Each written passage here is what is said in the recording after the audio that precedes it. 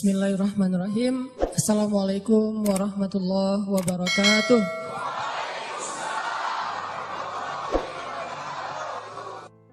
Kita akan ngebahas teknis untuk bisa menghijrahkan status dengan melobi langit. Dengan doa. Kan katanya doa itu bisa mengubah takdir, benar? Benar nggak tuh? Allah yang mengubah takdir dengan doa. Jadi bukan doa mengubah takdir, tapi Allah mengubah takdir dengan doa.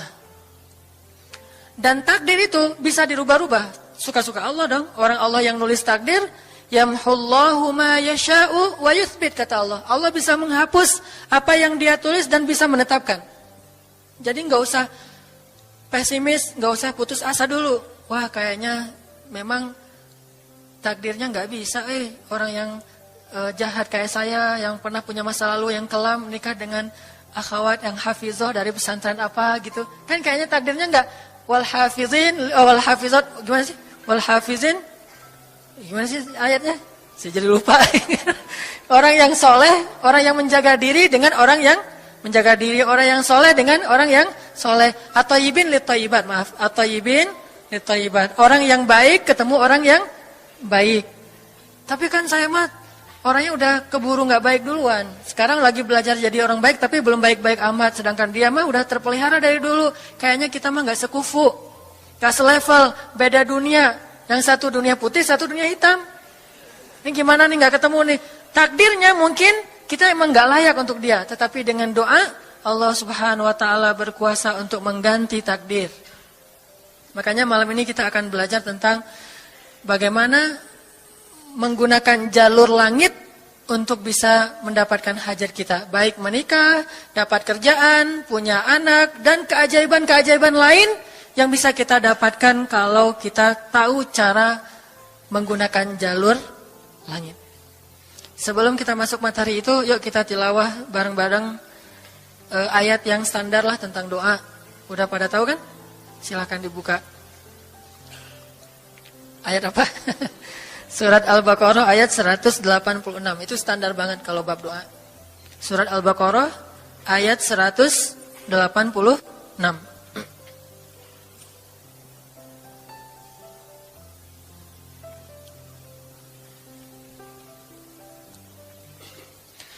A'udzu billahi minasy syaithanir rajim. Enggak?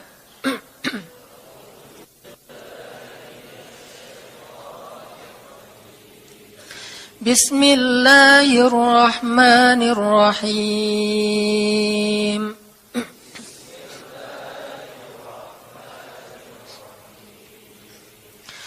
Wa idza sa'alaka 'ibadi 'anni fa inni qarib.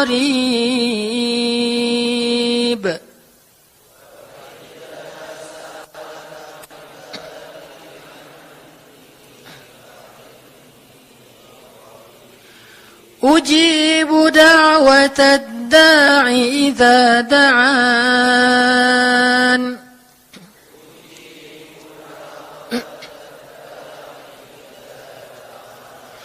Falyastajibu li wal yu'minu bi la'allahum yarshudun.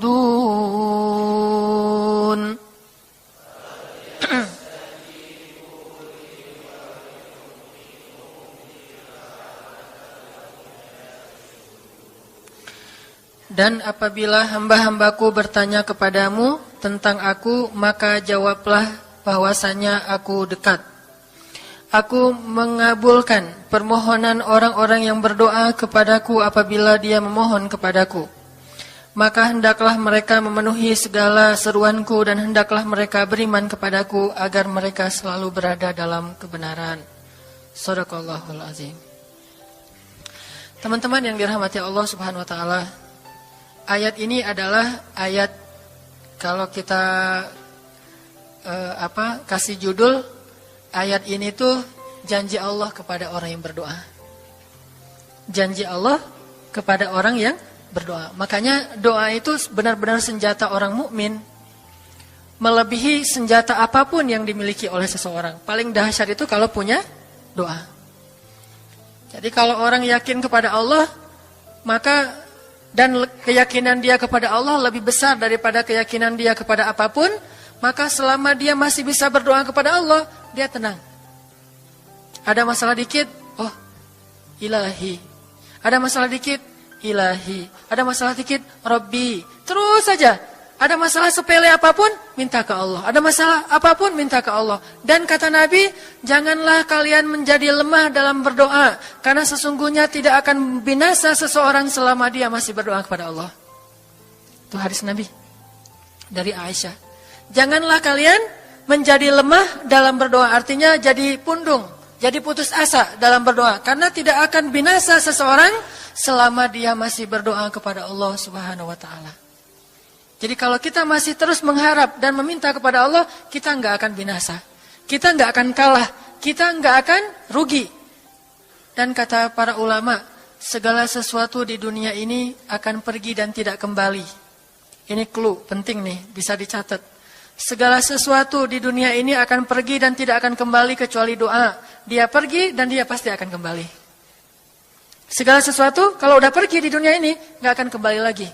Kalau pergi di sini maksudnya pergi kepada Allah. Tapi kalau doa pergi ke Allah, dia pasti akan balik lagi kepada yang meminta. Satu-satunya yang pergi ke Allah dan kembali di dunia ini hanyalah doa. Makanya ayat ini kalau kita kasih judul adalah janji Allah kepada hambanya yang berdoa. Allah berjanji, apa kata Allah? Inni qaribun. Aku itu dekat. Maksudnya nggak mungkin aku nggak dengar doa kalian. Begitu kita berdoa, kita pikir, Allah dengar nggak ya?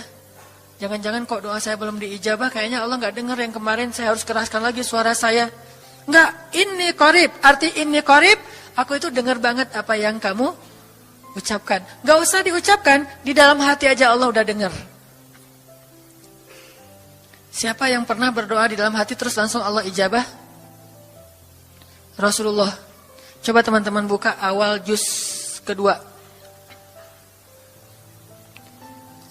Ayat surat Al-Baqarah ayat 144. Itu gara-gara Nabi ada harapan di dalam hati tapi nggak berani ngomong gitu ke Allah. Cuma dipendam di dalam hati doang.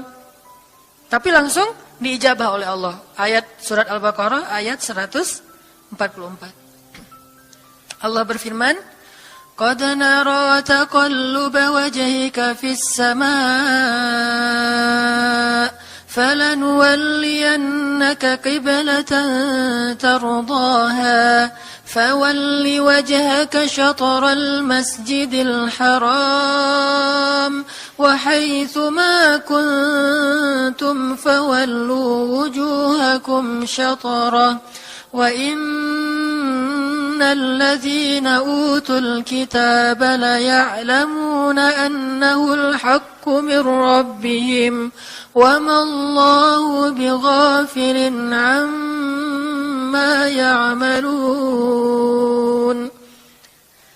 Jadi ceritanya, orang Yahudi suka menghina kaum muslimin gara-gara orang Islam kalau sholat waktu itu masih menghadap ke Al-Aqsa, Palestina. Jadi kata orang Yahudi itu, lihat orang Islam mah fake. Suka niru. Kita sholat menghadap Al-Aqsa, mereka sholat menghadap Al-Aqsa. Berarti agama mereka itu adalah agama yang meniru agama kita. Nggak original. Sering diperolok-olok. Setiap kaum muslimin sholat dihina sama mereka. Akhirnya Nabi ngerasa sedih. Wah, gimana ya caranya? Sehingga setiap sore Nabi berdiri di suatu bukit, kemudian lihat ke langit. Cuman nggak ngomong, gini aja ke langit. Membatin. Bayangin, pernah nggak teman-teman membatin ke Allah? Ini yang harus kita coba lakukan. Belajar membatin kepada Allah. Itu romantis banget. Jadi duduk sendiri. Allah, ngomong gitu dalam hati.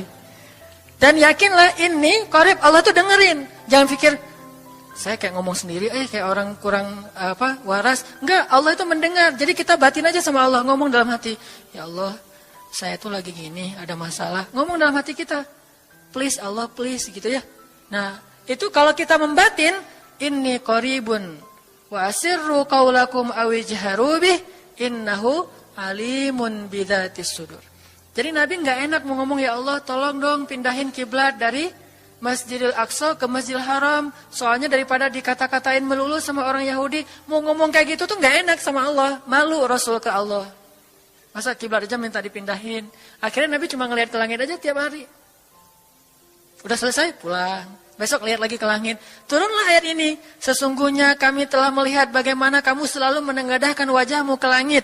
Maka kami palingkan kiblat ke arah yang kamu sukai. Coba lihat. Turun wahyu untuk merespon doa Nabi yang bahkan belum diverbalkan. Belum diucapkan dengan kata-kata tapi Allah udah ngerespon. Ini kan keajaiban doa nih. Cuman kita seringnya ngerasa udah minta berkali-kali kok nggak dikasih-kasih. Kita belajar sekarang. Rasul nggak usah minta pakai verbal, cuman membatin doang dalam hati, Allah udah ngasih. Pernah nggak teman-teman ngerasa kayak gitu? Ada kepengen sesuatu, tiba-tiba terwujud. Pernah kan? Tapi kepengennya yang baik-baik. Pengen misalnya, aduh, saya pengen banget umroh, cuman mau ngomong kayak gitu mah, saya mah orangnya kayaknya nggak mungkin bisa umroh kalau ngandalin harta. Orangnya nggak mampu, kerjanya juga pas-pasan, gimana mau umroh untuk makan aja susah. Tapi pengen banget dalam hati kita. Dan itu rindunya tuh rindu banget. Setiap kali ngelihat video atau tayangan di TV tentang umroh dan haji, menitikkan air mata. Saking kangennya ke Baitullah. Allah tahu itu dalam hati kita. Tiba-tiba ada jalan. Ada aja jalannya. Dan bisa dikasih sedekah, bisa juga hadiah, bisa juga door prize, bisa juga macam-macam. Pokoknya ada jalan aja, tiba-tiba bisa umroh. Dan saya sering banget membawa orang umroh.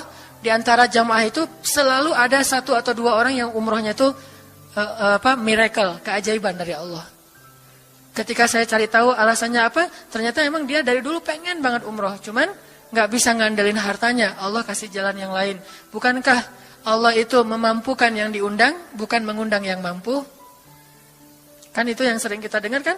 Allah tidak mengundang yang mampu, tetapi memampukan yang diundang. Kalau udah Allah undang, pasti mampu. Kalau Allah nggak ngundang, walaupun dia mampu nggak akan bisa. Jadi Allah bukan mengundang yang mampu, tetapi memampukan yang diundang. Sehingga kita kalau hati kita kayaknya pantas diundang, Allah undang tuh. Begitu juga dalam urusan rezeki. Aduh, saya pengen kerjaan yang kerjaannya itu lebih halal, lebih nyaman, bisa sholat berjamaah tepat waktu, ada waktu juga buat keluarga, bisa juga berdakwah ke teman-teman. Akhirnya membatin kita itu karena kuat banget, Allah wujudkan. Ini artinya Allah qaribun, Allah maha dekat. Sehingga kalau kita pengen doa kita itu powerful, belajar dari as-siqah billah. Tips pertama adalah as-siqah billah. Percaya deh sama Allah. Percaya sama Allah. Jangan berdoa dengan ragu-ragu. Kayak kita datang kepada seseorang untuk minjem duit, tapi kita ragu. Dia nih kayaknya orangnya susah kalau dipinjemin. Kalau minta dipinjemin gitu. Ini saya lagi ada masalah dikit nih. Boleh minta bantu nggak? Apa? Gimana ya ngomongnya? Susah ngomongnya tuh ragu-ragu gitu kan ya? Akhirnya kita ngomongnya tuh nggak enak, nggak nyaman, membuat dia juga ngasih ke kita juga ragu-ragu. Akhirnya nggak nyaman tuh hubungan kita sama dia. Tapi kalau kita yakin banget sama dia orangnya baik, kalaupun dia nggak ngasih dengan cara yang kita minta, kita yakin bahwa dia tuh pasti akan nolong kita. Sehingga kita akan curhat masalah kita itu dengan tulus. Bahwa kita punya masalah kayak gini-gini, bukannya kita mau minta-minta, cuman sifat dari manusia itu saling tolong-menolong. Kita beritahu masalah kita, dan kita yakin dia pasti akan nolong kita. Kalau nggak bisa ngasih duit, dia akan minta tolong kepada orang lain yang mungkin bisa membantu kita. Dia akan ngasih link, dia akan memediasikan kita. Oh, aduh maaf ya, saya juga lagi sekarang lagi butuh uang. Ini lagi nabung-nabung juga, sama kita mah lagi sama-sama pengen hijrah status. Cuman, nih saya kenal ada temen nih yang dia alhamdulillah orangnya tuh suka banget bantu orang lain. Mungkin saya bisa merekomendasikan, saya bisa bantu kamu, ayo kita jalan bareng ngomong sama temannya. Pokoknya kita yakin dia bisa nolong. Nah kalau kita yakin, percaya sama Allah, Allah itu gak butuh perantara. Allah bisa nolong kita dengan cara apapun. Walaupun takdirnya udah ditulis, kamu tuh gak akan punya istri sampai meninggal dunia. Ya Allah masa gitu sih, gak akan punya istri. Ya Allah, tapi gimana masa saya mau hidup sendiri terus? Kamu gak akan punya istri kata malaikat teh. Ini orang doanya katakan malaikat dengerin doa kita ya. Kalau di hati malaikat nggak tahu, tapi kalau di lisan kita doa, ya Allah, beri saya seorang suami yang benar-benar bisa mendidik agama saya. Kata malaikat, Neng, ganti doa yang lain aja tuh Neng. Itu mah takdirnya udah ditulis, Neng nggak akan punya suami. Kata malaikat. Kita mah walaupun malaikat ngomong gitu, biarin aja. Ya Allah, Engkau Maha Rahman, Maha Wadud, Engkau bisa mengubah takdir. Kata malaikat, ya juga sih, cuman takdirnya udah ditulis Neng. Ya Allah, terus aja tiba-tiba tok, Assalamualaikum, Waalaikumsalam. Ayahnya nemuin, ternyata pas kita nguping dari kamar, wah itulah calon pangeran kita yang datang untuk melamar kita, calon raja, calon imam. Malaikat heran-heran, wah subhanallah nih, si Neng ini gak putus asa dalam meminta. Kita juga gitu, doa aja terus.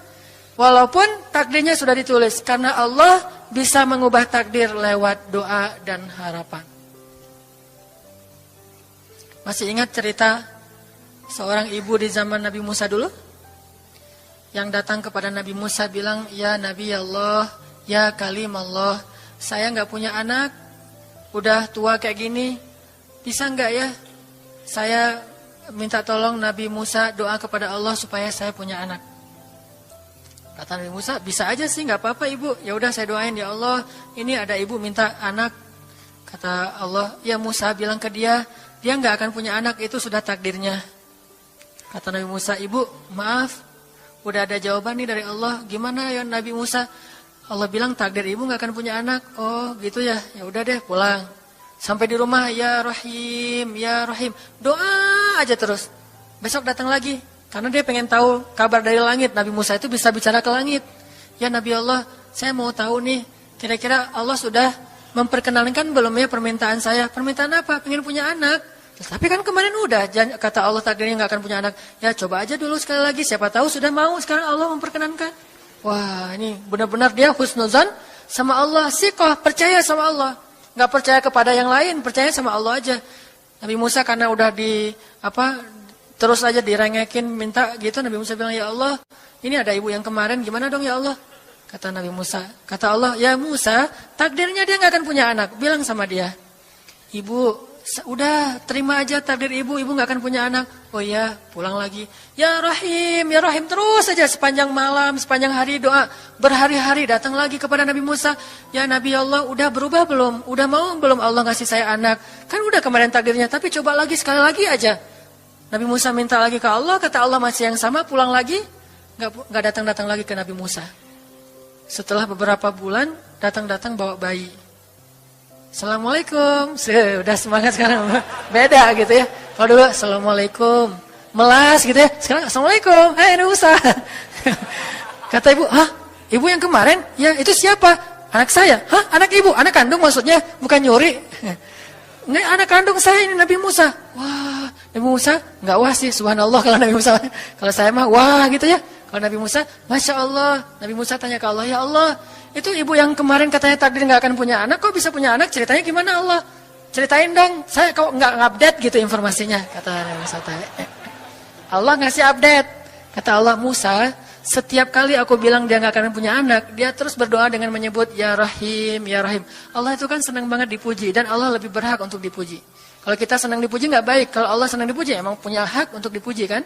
Allah senang dipuji. Dia bilang Ya Rahim, kamu bilang gak akan punya anak, dia bilang Ya Rahim, terus saja berharap. Wahai Musa, sesungguhnya rahmatku mendahului takdir.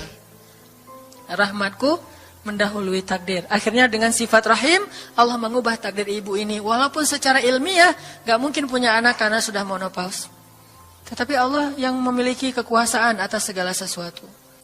Nah, tips pertama adalah kalau kita pengen doanya powerful, melahirkan mukjizat dan keajaiban, adalah as-siqah billah, harus percaya sama Allah.